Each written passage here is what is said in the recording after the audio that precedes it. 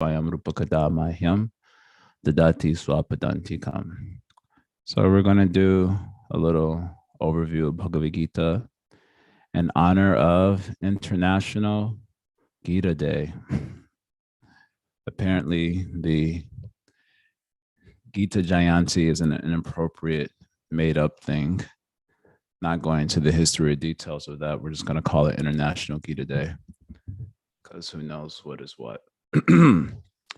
So, Srimad Bhagavad Gita, when Krishna comes and performs his pastimes in the material world, he has his primary purposes and his secondary purposes. His primary purpose, at least according to Gaudiyas, his primary purpose is to taste the prema rasa of his associates and to distribute rag bhakti to the people of the world. Prema rasa niryasya karite aswadana, rag marg bhakti loke karite pracharan. This is his primary purpose, and for this reason, he is called as Rasika Shekara, because he's tasting prema rasa, and he's also called as Parama Kanuna, supremely merciful, because he's distributing rag bhakti. That is his primary purpose. His secondary purposes are incidental, and they match the purposes of the avatar as we hear about it in the Gita itself. So Krishna, when speaking about the avatar and his purpose in this world, he says, Paritranaya sadhuna vinashaya chatushkritam dharma samstarpanataya sambhavami yuge yuge. So the purpose of the avatar is to deliver the sadhus and to destroy the wicked and to reestablish the principles of dharma. So that is not Krishna's purpose. That is the purpose of the avatar. But incidentally, when Krishna wanted to manifest his own purposes in this world, that matched with the time of the appearance of the avatar. So he incidentally also did that work of the avatar, Paritranaya Sadhunam, etc. But in the most extraordinary way. He destroyed wicked demons like Aghasura and Jarasandha, Shishupal, and others. And they all received moksha because of being killed directly by Krishna. He also gave many instructions in this world to through his pastimes and otherwise by teaching.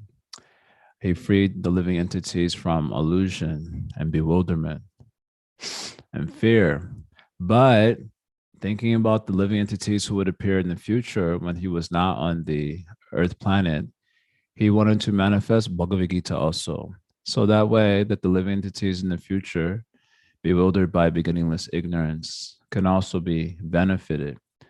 And so he took his devotee Arjuna and placed him to illusion, the illusion of moha, shoka moha bhaya. And then by placing his devotee into this illusion, he's able to instruct Bhagavad Gita. And that way give protection to the world. So he doesn't give protection just by killing demons, but he gives protection also by education. That is, in one sense, the deeper protection. So Mahaprabhu himself says this thing to Sanatana Goswami also on Sanatana Shiksha. Krishna Kripalu Arjunere Lakshaya Kariya Jagatera Rakiyachena Upadeshadhiya.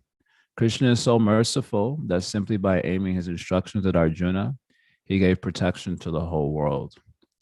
So he placed his devotee in illusion so he can manifest Gita in order to give protection to the posterity, the jivas who would appear in the future, through the education of Bhagavad Gita. So that is our Supreme Lord's kindness. So that's how a lot of the introductory commentaries open up with this point. Then they point out that the Gita has 5 topics primarily, or at least Baladeva Vibhushana says this, and Srila Prabhupada's own commentary closely follows Srila Baladeva Vibhushana, so we're going to honor that. And say that there are 5 topics of the Bhagavad Gita: Ishvara, Jiva, Prakriti, Kala, and Karma. So Ishvara, of course, means the Supreme Lord. He is the Vibhu Samvid. He is a supreme conscious entity. And then Jiva means the Anu Samvid, the minute conscious entity. So these two are the only, you can say, entities or substances in the list of five that has consciousness as their very swarup.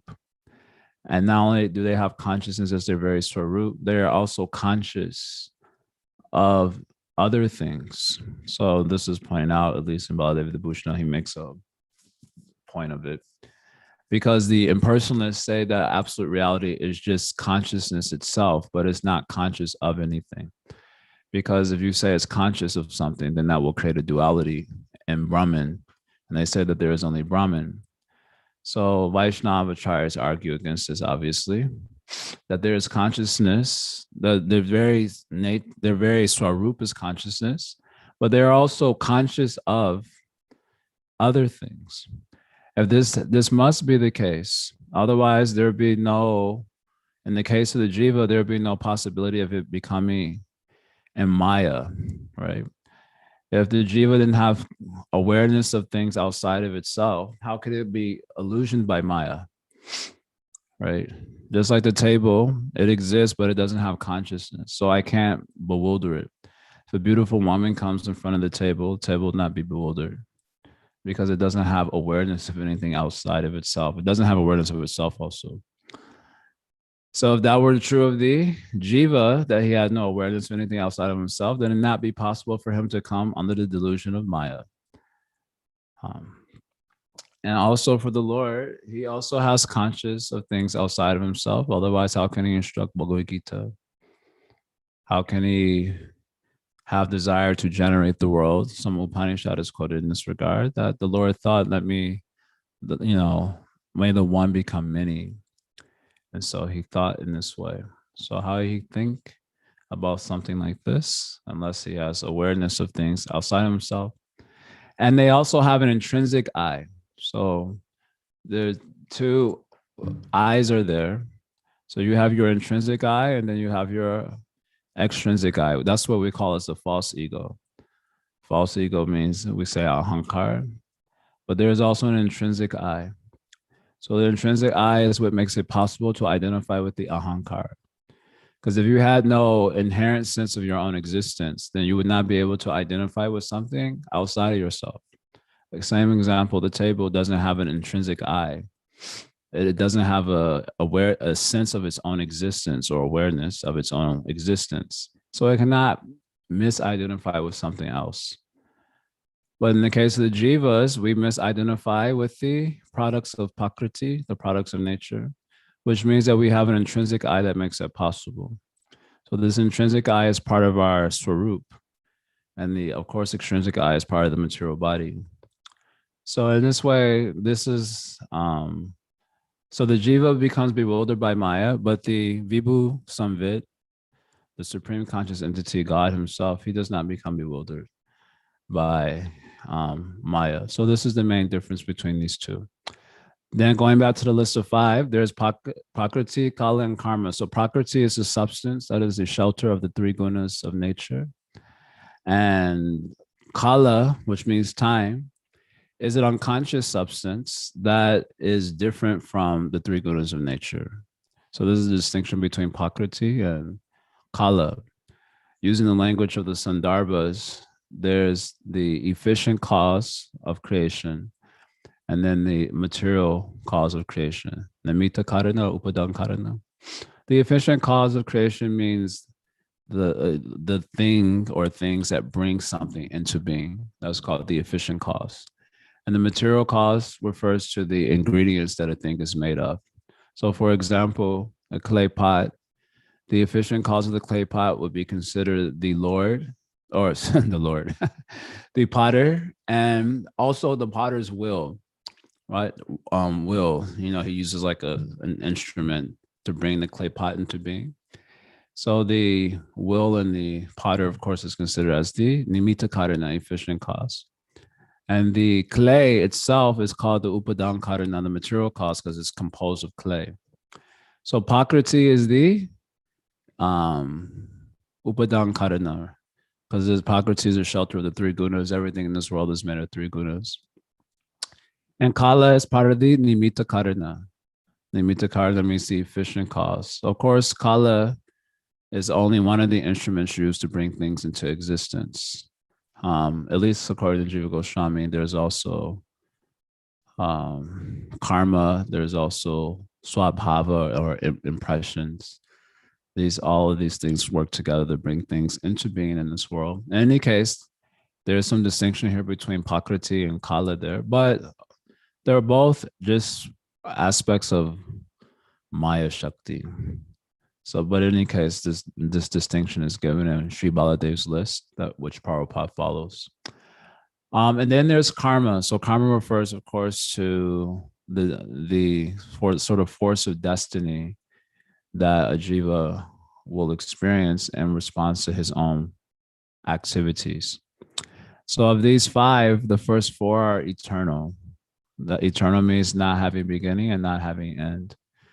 Right. So Ishvara, Jiva, Prakriti, and Kala are all eternal, not having beginning or end.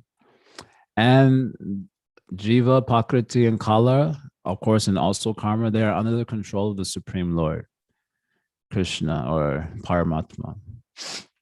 Karma, although long-standing, is not eternal.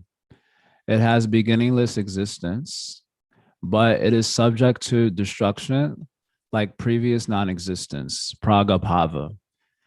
I remember reading Sri Baladev's commentary when it first came out, like in 2006 or 7.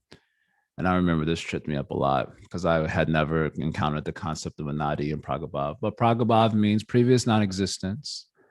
So just like if you have a ladu, before the ladu comes into existence, it was not existing for an infinite amount of time.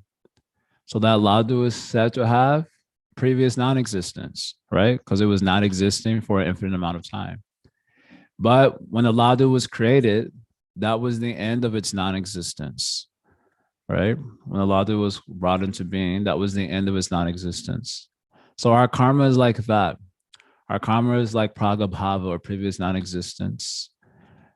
So we've been bewildered by avidya, which manifests as our kama and karma, for an infinite amount of time in the past. But we can bring that to an end if we develop knowledge of the Lord. So it is subject to destruction. So although it has no beginning, it can come to an end. That is the meaning of the word anadi. It doesn't have a beginning, but it can come to an end. So our ignorance or our bewilderment by karma doesn't have a beginning, but it can come to an end. So Sri Baladev Vibhushana, of course, Prabhupada in his commentary, he translates this as time immemorial. So people get confused about that naturally. But since he's following Sri Baladev Vibhushana's commentary, it seems clear there, the meaning of karma. So it is, we say it's temporary, which means it has beginningless existence, but it can come to an end. So these are the 5 topics of Bhagavad-Gita, according to Sri Baladev Vibhushana's commentary, Srila Prabhupada. Of course, that's one way of looking at it, but actually, in truth, there's only one subject matter of the Bhagavad Gita. The only one subject is Bhagavan himself. That is why the book is called Bhagavad Gita, the song of Bhagavan, about Bhagavan only, because there is only Bhagavan that exists. And everything else that exists is grounded in the existence of Bhagavan. So in one sense, there's only one subject. Actually, in one sense, there's only one subject in all existence. That is Krishna. We can use the word super subject also. And all other subjects are derivative. He is donating his own existence to everything else that exists. So actually, there's only one truly abiding reality. That is Bhagavan himself. And Jiva, Prakriti, Kala, Karma, they have existence in Bhagavan. So the real subject is actually Bhagavan himself. So that is why Krishna says in Gita, for example, chapter 7, verse 7, Mataha parataram nanya kinchit asti dhananjaya. He says there that there is no truth superior to me. Mataha parataram na anyat. There is no other reality that is beyond me or superior to me, because all other realities are derived from him. So by knowing him, you know everything. So I wanted to share a statement. So anyway, so that means the real subject of Bhagavad Gita is Bhagavan. And that Bhagavan is known as Brahman Paramatma also. So sometimes that Bhagavan means Krishna, Swayam Bhagavan, because Krishna is the one speaking the Bhagavad-Gita. So that Bhagavan is sometimes called Brahman, sometimes called Paramatma, and sometimes called Bhagavan. But actually, the subject is Krishna only. So this is a very, of course, this is a very much Gaudiya conviction. We say, Vedanti tattvavidas tatnamyash ganamadhvayam. The knowers of reality, they say the reality is non-dual conscious. And that non-dual conscious reality is referred to as Brahman, Paramatma, and Bhagavan. So in this verse of Srimad Bhagavatam, Advaya Gyan refers to Krishna. Krishna is Advaya Gyan Vastu. He is the Advaya Gyan Vastu. And that Krishna is referred to sometimes as Brahman, sometimes as Paramatma, sometimes as Bhagavan. So the subject matter of Bhagavad Gita is actually Swayam Bhagavan Krishna. And he's describing sometimes he is known as in the Bhagavad Gita as Brahman, sometimes as Paramatma, sometimes as Bhagavan. When talking about Paramatma, his aspect is Paramatma, we hear about his instruments that he uses for creation, such as Prakriti, Kala, and Karma, right? So this is all part of his Maya Shakti, part of the Maya Shakti of Paramatma. But that Paramatma is a tiny amsha or aspect of Bhagavan himself. So Krishna says it also in Bhagavad Gita, chapter 10, verse 41, by a small fragment of myself, I pervade and maintain the whole existence. So this is a verse 1041 is referring to Paramatma. He is an amsha of Bhagavan, and by that amsha, he is pervading all of the existence and maintaining it. And everything in it is sheltered in him. Just like Krishna says in Bhagavad Gita, incidentally, we were discussing this last night also in my CC class. In chapter 6, from one who sees me everywhere, sees everything in me.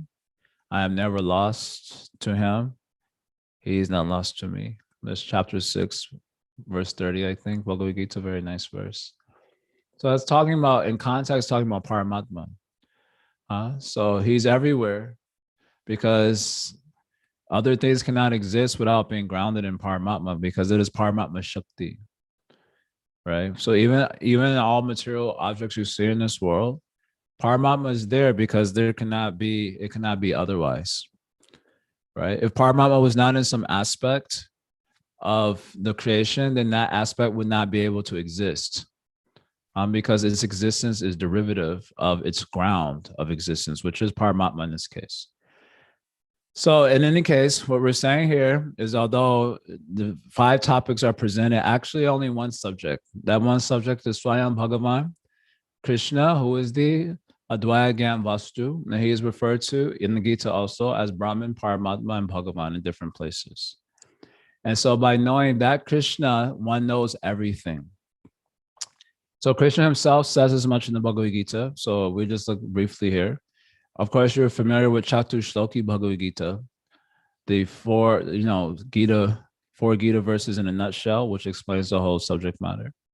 But there's another important section of the Bhagavad Gita known as Tri Shloki.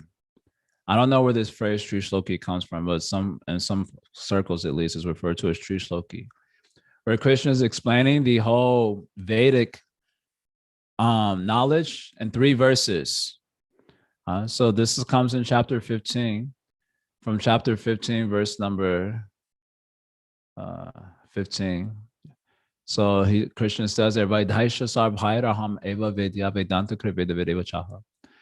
by all the Vedas, I am to be known. So if you study all the Vedas, there's only one subject actually. Same as Bhagavad Gita. If you study all the Vedas, there's only one subject. So Krishna says, I am that subject.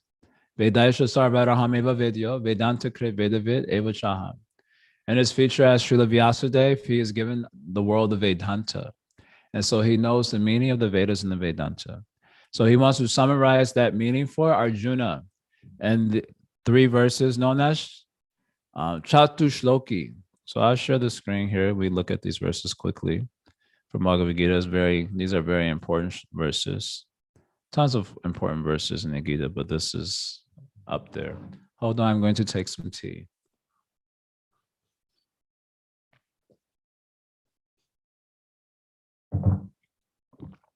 So chapter 16, verse chapter 15, this is verse 16, first verse of the Tri Shloki. Dari Malpurusha Loke Kshara Chakshara Evacha. So Krishna says there are two types of Purushas in this world. Use the word Purusha. One type of Purusha is called Kshara Purusha, and the other type of Purusha is called Akshara. So these are two types of Purusha. No, Purusha means person. So the Kshara Purusha refers to the material body, generally. That's what the meaning is generally is here. Sri Vishwanath gives another idea. We're going to share that also, which is just to the point that we're trying to bring out here. But Kshara Purusha means the material body. Kshara means perishable. Kshara Purusha. So the material body is perishable. So that is one type of Purusha. And the Akshara Purusha means, Akshara means imperishable. So the imperishable Purusha is the Jiva, right? So the body perishes, but the Jiva doesn't perish. So these are the two types of Purushas. Kshara Sarvani Bhutani. So everything in this world, every entity in this world, Sarvani Bhutani, all the beings who have come into being in this world, because the Bhutani, Bhuta means the things that are coming into being. So that refers to the material bodies. They come in and out of existence in this world, right? So the Sarva, they are called the Shara, because they come in and out of existence. And Kutosta Akshara Uchate. So the word Kutasta means that which is unchanging in all the various phases of time. So that is called as the Akshara. So that is the Jiva. So that is one way. That is one way of looking at this verse. And Sri Vishwanath gives another insight based on Gaudiya theology, which we want to share here also. He says that the Kshara Purusha refers to the conditioned Jiva. So Kshara Purusha here refers to the Jiva who is bewildered by beginningless ignorance. And he says Akshara here refers to Brahman. So the Brahman feature of Bhagavan. Shara Sarvani Bhutani. So the Sarabhutani here means the aggregate of all the conditioned jivas. All of them taken together, they are called a kshara. So all the jivas here in this material world were bewildered by the ignorance. And kutasta akshara uchate. And the akshara is unchanging in nature, uniform and unchanging in its nature. So he takes us to be Brahman. So why this is the case? Well, it has a certain logic that follows the rest of the Sri Shloki. Look at the next verse. So Uttamas Purushas tu anyaha. So two means but. Anyaha, there is another Purusha, and he is the best. So in the previous verse, we heard that there were two Purushas, Kshara and Akshara. Now in this verse, Krishna says, but there is another Purusha, and he is the best, Uttama. Who is that Purusha? He is known as Paramatma. Paramatmeti Udharita. That Purusha is called as Paramatma. Yo loka traya ma vishya. He has entered into the three worlds, and bibharti avyaya ishvara. He is maintaining them and protecting them. And he is imperishable. He is the Lord. So here, if taking this the general meaning, we heard that there is the material body, and then there's the jiva. So above those two types of purushas, there's the Paramatma. And of course, taking Sri Vishwanath's reading, there's the conditioned jiva, there's Brahman, and above those two, so even above Brahman, there's the Paramatma feature of the Lord. And he has entered the world and is maintaining them. Okay, last of the Sri Shloki verses. So, because Yasmakshaраmatito aham aksharapi cha uttama. So, because I am beyond the kshara purusha, so Yasmakshaраmatita, because I transcend the perishable purusha. So obviously I transcend the material bodies and or the jivas who are conditioned by Maya. And aham aksharapi. And I also transcend the akshara. So which means either the jivas or it means Brahman. Sri Vishwanath says the word api here is used to indicate I'm also transcending the Paramatma feature. And he takes from the word cha, which means and, that even the various features of the Lord in Vaikuntha, I'm above them also. And now, of course, we'll come back to this point briefly at the end of this little quick presentation. But because I transcend these different features and because I'm the best, cha uttama, I am the best, Ato asmi loke vedecha pratita purushottama. I am known in this world and in the Vedas as a purushottama, purusha uttama. So we heard that the Paramatma was uttama. Here Krishna is saying, but I am purusha uttama. So here he's saying that the Bhagavan feature, and specifically himself, is purusha uttama. I am, in the superlative category, even above the Paramatma, who is better than the other two. So in this way, Sri Vishwanath's taking it, to mean we're hearing about Brahman, Paramatma, and Bhagavan is the ultimate feature, and specifically Krishna. Or in any case, it's just showing that Bhagavan himself is the topmost feature of the Lord. So many people give arguments about this. So Krishna has something to say about that too. We'll just look at it quickly. Yo mame vama samudho janati purushottama. So those who know me thus as the Purushottama, a samudha, without being bewildered. Well, that means people get bewildered by this, obviously, because he comes as a human, or he comes as a human. He is also a human, but not a human like we understand that word human. So because of that, people get bewildered. They make arguments. So he's saying that they're bewildered. Those who know me thus as a Purushottama, without being bewildered. So Sarvavit Bhajatimam, they know everything. So Sarvavit, so Sarvavit means they know everything. Sarvavit, they know everything, but Jantimam, and they do my bhajan, they worship me. So in Sri Vishwanath's commentary, also he points out that even if they don't know Shastra, but they know Krishna as Purushottam because they've heard from Sadhu, they know everything. And those who study Shastra very nicely, but they don't know this point, they don't know anything. Just like in Brahma Stuti, he says that, what is that? Atapi te deva padham bhujadvaya prasada lesha anugranita evahi janati tat tvam bhagavama himno nachanya eko picharam vichinman. So those who receive the tiny fraction of mercy of Bhagavan, then they can understand his glory. Janati tat tvam bhagavama himno. Others, Nachanya eko picharam vichinman, who have studied the Vedas for a long, long, long time, but they didn't receive that prasada lesha, they cannot understand his glories. So even if one is, technically ignorant person, but they hear from sadhus and they accept what sadhu is telling, and therefore they're doing Krishna's bhajan, they know everything. Sarva bhavena bharata, and they worship the Lord with all their feeling, with their everything. So anyway, very nice verse. The last verse is also nice. Anyway, so point here is that there's only one subject matter of Bhagavad-Gita. That subject matter is Krishna, actually, and he's known in these variety of ways. He is, in one feature, he is Brahman Paramatma or Bhagavan. And another feature, through his energies, he is Prakriti, Kala, Karma, Jiva. So all these things are actually elucidating only one subject matter. That one subject matter is Krishna. So that is what people learn from Bhagavad Gita. And by knowing Krishna, they can put an end to all their suffering in this material world. So how does one come to know Krishna? So now that we've understood the Sambandha Gyan, right? Sambandha Gyan means the knowledge of the relationships, right? So who's the Sambandhi Tattva is Krishna, actually. So to know real Sambandha Gyan means to know the subject, which is Krishna. So that is what Bhagavad Gita is giving information of. Now, how do you come to realize that subject? So in the Gita, you will find the subject matter of yoga. So yoga is there to give a means by which one can know the subject. So now we've heard that this is the subject is Bhagavan. He is known as Brahman Paramatma Bhagavan also, or you could say the subject is Krishna. He's known in these ways. And through his various energies, he's manifesting in different ways, but they're not different from him. So now we've heard that. How do we realize this? How do we come to know this directly? So Krishna is taught about yoga. So in the Gita, there are 3 yogas that are prominent, really only 2, but there are 3. You can say 3.5.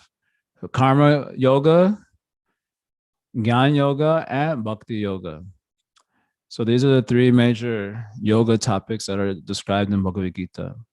Gita is divided into three major sections: the first 6 chapters, the middle 6 chapters, and the last 6 chapters. By predominance of topic, the first 6 chapters deals with the subject matter of karma yoga by predominance of topic. So the meaning of saying by predominance of topic is because in all the Gita, you'll find this all subject matters are covered. But if you study it in terms of predominant topic of the section, so by predominance of topic, the first 6 chapters covers karma yoga. Karma yoga means performing one's prescribed duties according to the social system known as Varnashram Dharma, but doing that informed by yoga.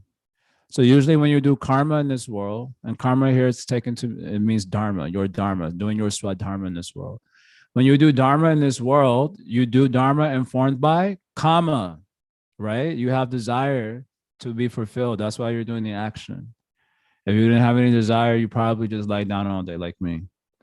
No ambition, no desire, no aspirations in life. Just mostly the depression. So you just lie down. But so many jivas moving about in this world because they have kama. So you do that same karma, that same dharma, but instead of being informed by kama, you are informed by yoga, which Krishna defines yoga as having equanimity of mind in the face of duality. So you're looking at all dualities and all eventualities in this world with an equal eye, with neutrality.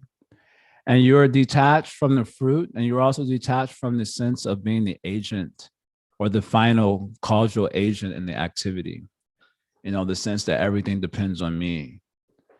So you're detached from all that. So if you do karma like this, that is called as karma yoga.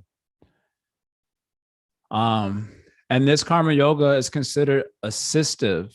That's probably not even a word, but it assists the it's considered to assist the passive jnana and bhakti.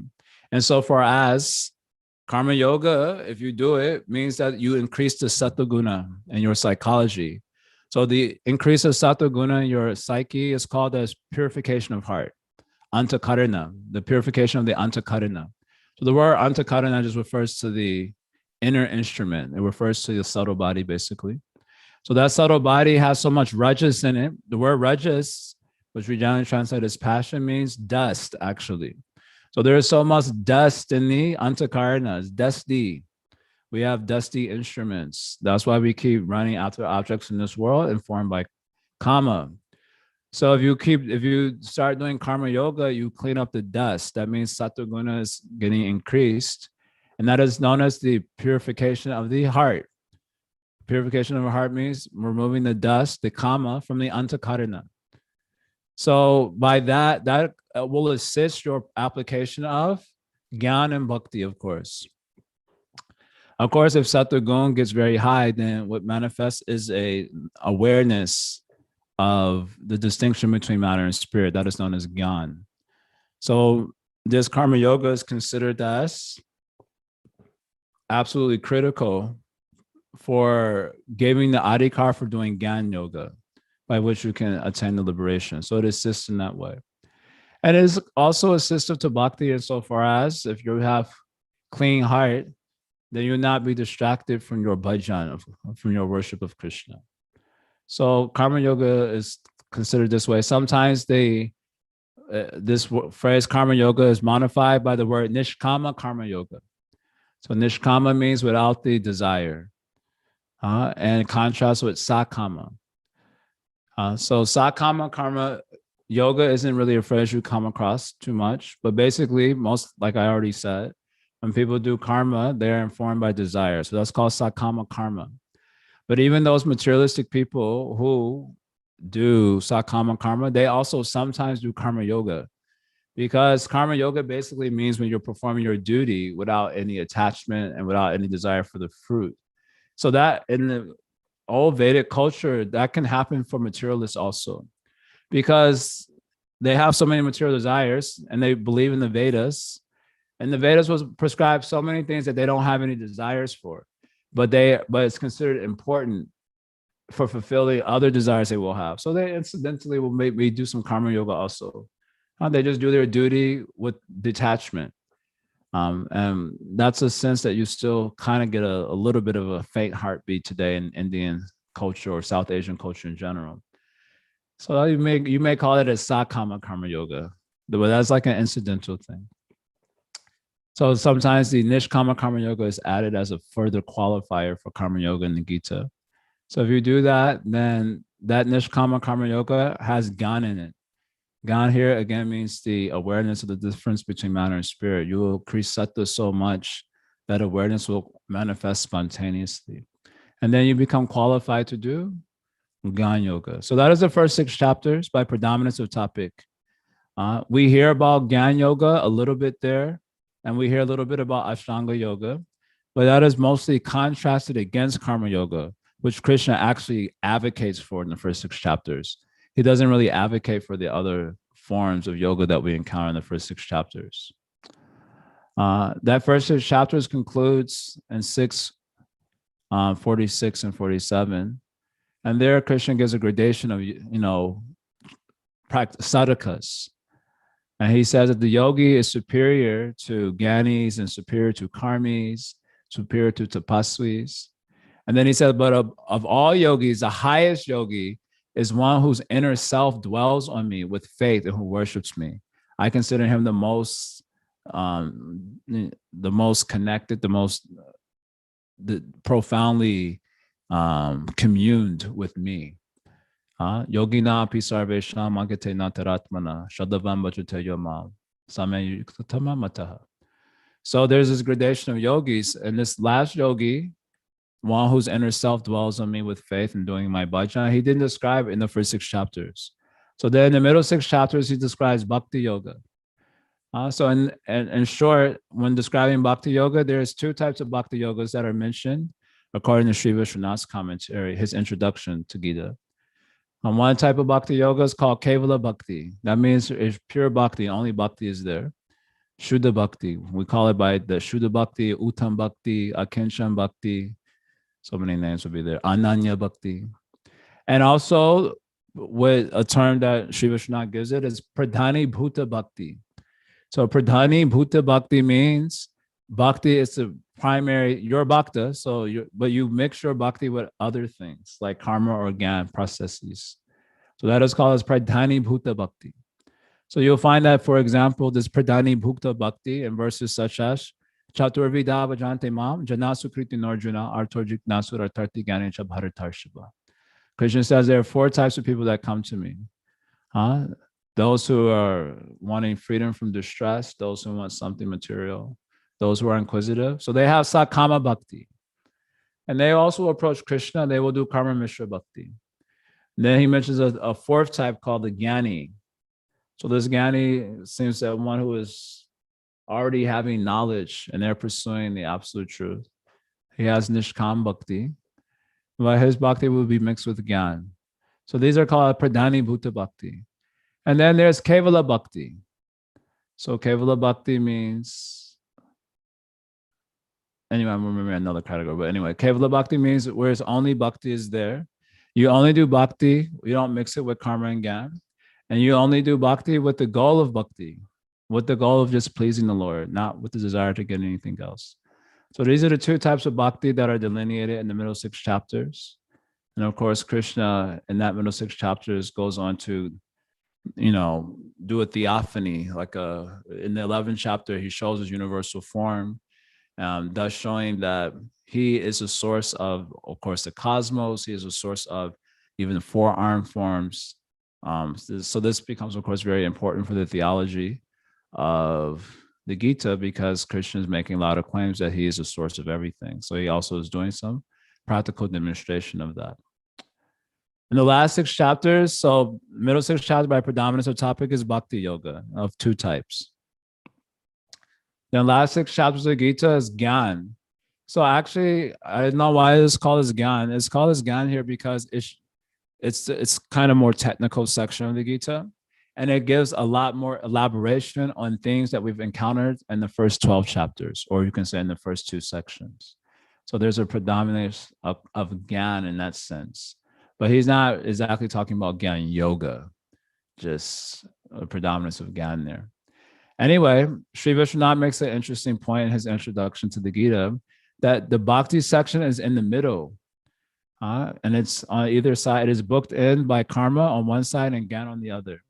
So he says this is because Bhakti is very confidential, right? So when reading a book, the things that are remembered usually are things that come in the beginning and end. A lot of the stuff that happens in the middle, especially the details and nuances of things, is forgotten.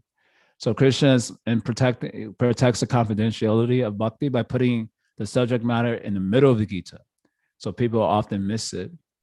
And Sri Vishwanath offers another insight that why bhakti is put in the middle, because bhakti gives life to karma and gyan. So with the bhakti section being in the middle, it's touching karma and gyan on either side, right? And only by that bhakti does karma and gyan produce the fruit. So for this reason, bhakti is also put in the middle. I think he gives another reason also, but God. So in any case, these are the subject matters of the Gita. Excuse me. The subject is Krishna, and this is the Abhideya. What is the means by which that subject can be realized?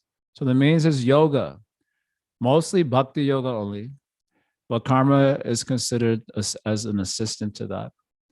Gyana is also discussed. So at the end of the Gita, Krishna summarizes the whole subject matter of the Gita very nicely. In 1863, 64, 65, 66. He himself in chapter 18, starting with verse number 40, gives an entire summary of the Gita in a nutshell. And then he wraps it up in starting with 1860. And there he says, 1863, excuse me, starting with 1863. So there he says that he spoke secret knowledge and more secret knowledge, and that Arjuna should deliberate on this comprehensively and then do what he likes. It's a very famous verse of the Bhagavad-Gita, especially because of that last line, which everyone likes. Do as you like. The people's favorite line of the Gita for a lot of people, if not philosophically, in practice. So he says this, I've spoken, secret things and more secret things. That is the knowledge that I've given. So you deliberate on this fully, and then you do as you like. So it looks like Arjuna was taking too long to deliberate. So Krishna was like, why are you taking so long? You should know already what's up. So he says, again, I will speak the most secret thing. So there is secret, more secret. Now I will speak again the most secret thing. And even within the category of most secret things, sarva, out of all the most secret things, this is the most secret thing. So that means there's secret, more secret, most secret. But within the most secret thing, there's a long category there. And within that category, I'm about to speak to you. Shrinume Paramamacha. You hear again, Bhuya, Shrinume Paramamacha. You hear again my supreme instruction. So Jiva Goswami in his Krishna Sandarbha, he says, secret knowledge refers to knowledge of Brahman. More secret knowledge refers to knowledge of Paramatma. And most secret knowledge refers to knowledge of Bhagavan and Sarvaguhyatamam. Within the category of most secret things, the Paramba, the topmost secret thing, is knowledge of Krishna. That's what he says there. So Krishna is speaking this thing to Arjuna because Arjuna is very dear to him. Ishtosi me, dardamiti tato vakshami tehitam. I'm speaking this to you because you are extremely dear to me. So you hear me, I'm speaking this for your benefit. And of course, as you know, the most secret thing is to mamana bhava ma bhakto mam yaji mam namaskuru. So you should always think of Krishna, not just Bhagavan, but specifically you should think of Krishna. Mamana bhava ma bhakto, become Krishna's devotee. Mam yaji, worship Krishna, that means the deity of Krishna also, or maybe specifically. Mam namaskuru, and you should do obeisances to Krishna.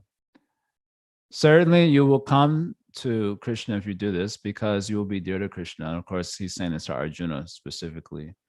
Arjuna, you will come to me because you are very dear to me. But this is true of all Krishna's devotees. So Prabhupada even writes here in the commentary here. I think he writes here. So there are descriptions of Krishna found in the Brahma Samhita. One should fix his mind on this original form of Godhead, Krishna. One should not even divert his attention to other forms of the Lord. The Lord has multi forms as Vishnu, Narayana, Rama, Varaha, etc. But a devotee should concentrate his mind on the form that was present before Arjuna. Concentration of the mind on the form of Krishna constitutes the most confidential part, Guhyatama, of knowledge. And this is as close to Arjuna because Arjuna is the most dear friend of Krishna. And then, of course, the famous verse of the Gita, give up all other dharmas, because Krishna spoke of many dharmas and many yoga systems. You give all that up and you surrender exclusively to Krishna. Aham tvam sarvapapepyo moksha yeshami mashuchaha. If there are some obstacles in following this, obstacles means obstacles to bhakti. You've now surrendered. So you've not transgressed any religious edicts because you're following a higher instruction in the Gita. But you'll experience obstacles in doing so. Then Krishna says, I will release you from those obstacles. Aham tvam sarvapapepyo moksha yeshami. I'll deliver you from those obstacles. Just trust in me. Mashuchaha. Don't fear, don't lament, don't hesitate. And this is how Krishna ends the Gita. Of course, a couple other verses saying to whom you should give this most secret knowledge to. So don't speak to the envious, the non-inquisitive, and so on. This secret knowledge. So you may speak to them secret things or more secret things. But this most secret knowledge, you have to be a little prudent for who you share it, because people are envious and they will commit aparad. So this is how the Gita is concluding. So prayojan of the book is this only: to become Krishna's devotee, to always be lost in meditation on him, worshiping him. So this is the prayojan. So the subject, sambandha, is Krishna. The abhideya yoga is there, specifically Bhakti Yoga of two types mentioned in this book. And the prayojan is, of course, being Krishna's devotee, lost in the meditation on Krishna. So this is this is a little bit of a summary. It's already 9:06 here. It's a pretty big work. A lot of details are there. But we did our best to give a little bit of a nutshell explanation of some Gita themes here. I'm satisfied with what I did. I was a little sick, so not like everything was on point, but good enough. Does anyone want to ask any questions or contribute to anything? Otherwise, you can share something that you got out of this, if anything. And if you didn't get anything out of it, just make it up so I don't feel bad.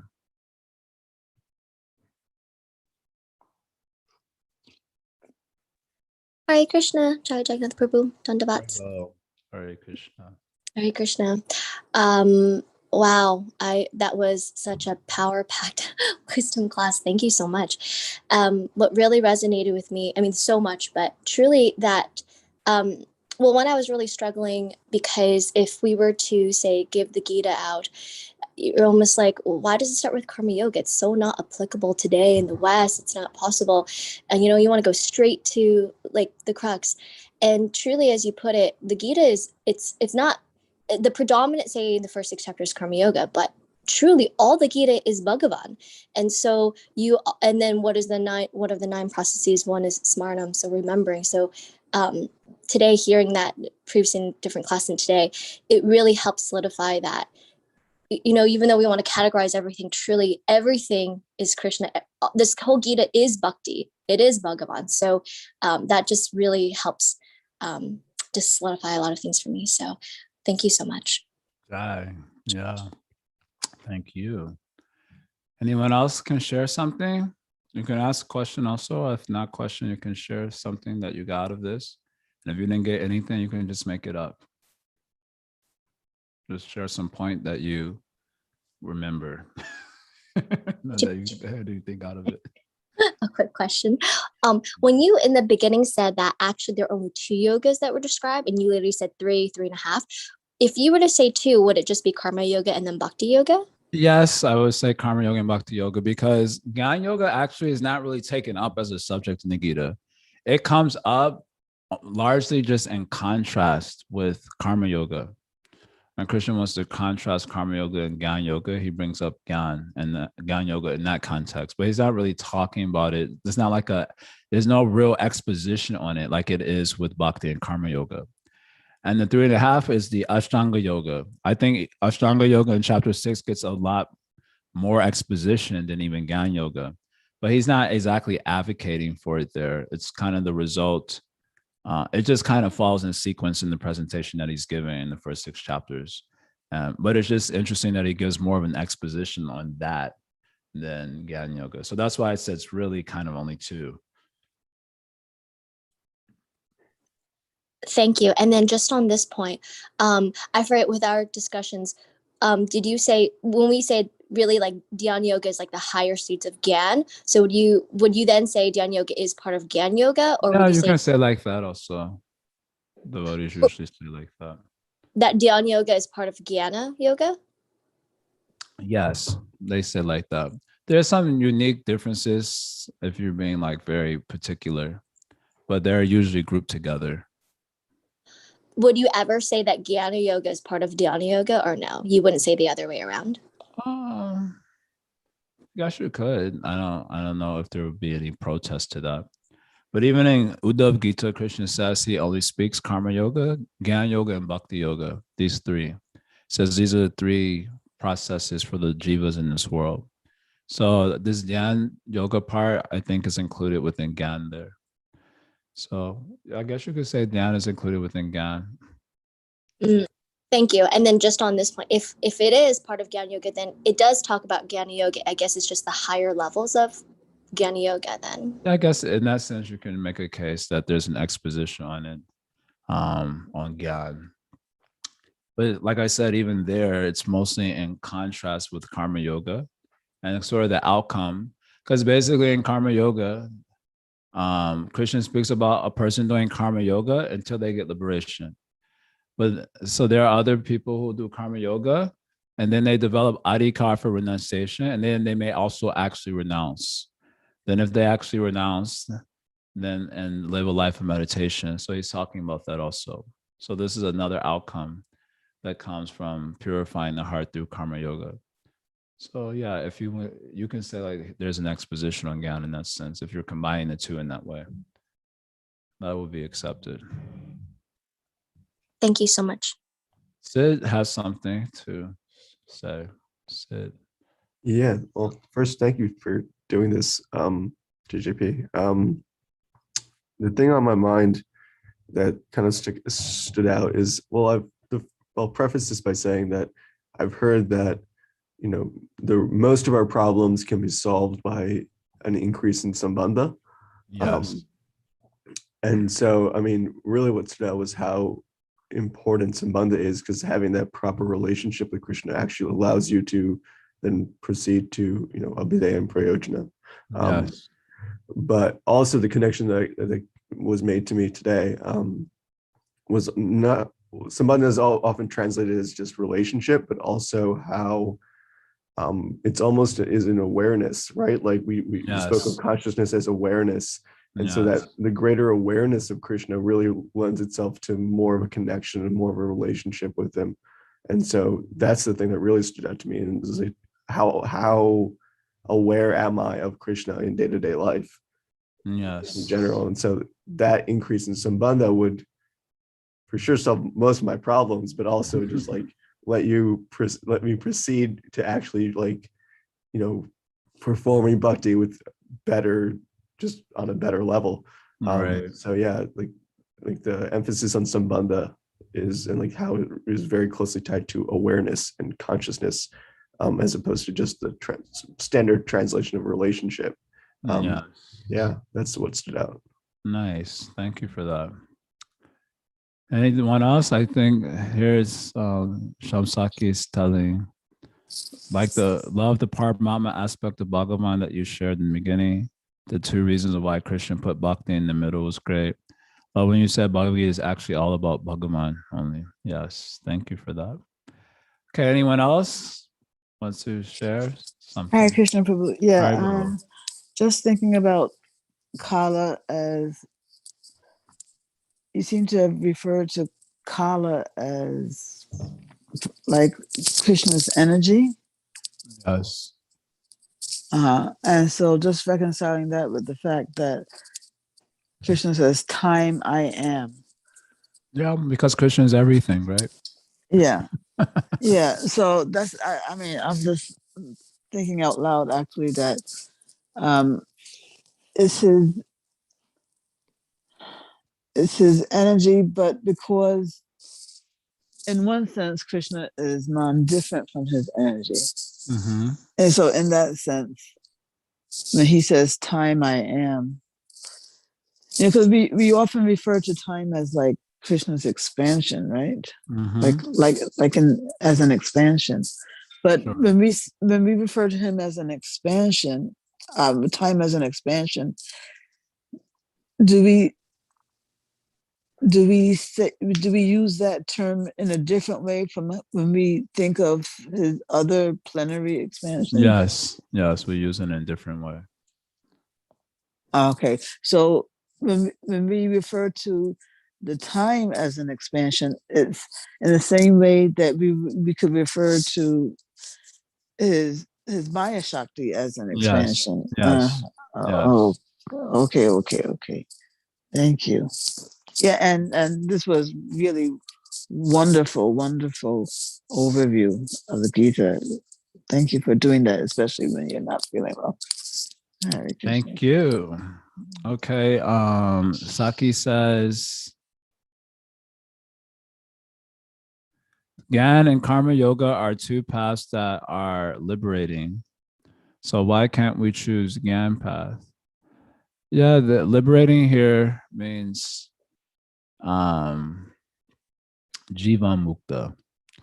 But if you want to come out of the material energy, you need Bhakti Yoga. Because as Krishna says that, Arjuna specifically asks how to get out of the gunas of Prakriti. And Krishna says, Mam chayo avyapi charena bhakti yogena sevate, saguna samatitaityam brahma bhuyaya kalpate. So liberating means jiva mukta, but to come out of the Maya Shakti altogether, Bhakti Yoga. Shamsaki also says, this is a question someone asked me. Can we say because by perfecting Gyan Sadhana, we can't attain personal form of Krishna, and also the path is troublesome, and we aren't completely detached and purified to have adhikar to practice it? Yeah, I think all of that is correct. So because by perfecting asana, we can't attain. I mean, everyone's not interested in attaining the personal form of Krishna, but even to attain the impersonal form of Krishna, you need Bhakti Yoga. So that's what Krishna is saying. Brahma Saguna Samatityaita Brahma Bhuyaya Kalpate. So you will attain Brahman, go beyond the gunas and attain Brahman only by Bhakti Yoga. And Krishna also says in chapter 7, right? Daivihesha gunamayi amamaya darataya mameva ye prapadyante mayamitam tanantite. So there Krishna is also saying that only by surrender to him, one can cross beyond the gunas of Prakriti. So even to attain the impersonal form, even if that's your interest, Bhakti Yoga. And yes, the other problem is that it is very troublesome. And in the age of Kali, the likelihood that you will get adhikar for it is very, very, very, very, very low because the environment is too contaminated. So in order to purify the antakarna, you have to follow the social system, right? Informed by yoga, as I mentioned earlier. But the social system we have right now is one that increases Rajagun like anything. The work environment will be filled with violence. Actually, an interesting thing that's noted by Srila Baladev Vibhushana in his comment, his introductory statement, he said karma yoga, he says the main characteristic of karma yoga, this is just an interesting statement, is that it's devoid of violence. And he's quoted something from Mahabharata. I didn't have a full understanding of what he was getting at there, but it's just interesting to know when you live in a society like today, it's full of violence. Our so-called, what do you call it? What we call as our duties, We like serving organizations and institutions that do violence to other living entities, especially the animals, or that somehow support that. We work jobs, we're getting money, all of us, and all of that is part of a system that's just so incredibly violent. So doing karma yoga becomes almost an impossibility. Even if you're trying to do it in a neutral way, you're participating in culture that is extremely contaminated, rajasic. So, and then if you can't purify the antakarna by increasing sattva guna, then how you will get Gyani. So that's not very likely it's going to happen. That you can increase sattva enough that you can get the Gyani. See, in karma yoga culture, varnashram culture, the status quo was to be sense controlled. That was status quo, to live a regulated and sense controlled life informed by Shastra Vidis. So when you're doing, dharma in such a culture, sattva is increasing very easily when that's the status quo. But when your status quo is this extremely rajasic, tamasic thing, you'll hardly be able to build momentum to purify the antakarna. And especially nowadays, we are very attached for good reasons. We have to take care of family, or we have bills and responsibilities. So it's not likely you'll be able to develop Gyanadikar. So that is also a problem. So in this way, Gyana is not very much favored by Krishna. So he doesn't speak about it that much, really. So many reasons, actually. Athena says, quick clarification. When you said there are two types of karma yogis, one who practice to liberation and one who gets attracted to renunciation, to check the first one, karma yoga can lead to liberation. You're only talking about jiva mukti liberation, yes. Bhakti is required to transcend gunas, yes. And gyan is vidya potency, yes, of maya, within the modes of material nature, yes. Okay, so happy International Gita Day. And some people also call it as Gita Jayanti, I suppose. So, which is maybe not accurate either way. Nice day to read the Gita, I suppose. Every day is, but maybe especially today. Srila Prabhupada ki jai, Srimad Bhagavad-Gita ki jai, Sri Gaudiya Guru Varga ki jai, Gauda Premanandi, Hari Hari Bo.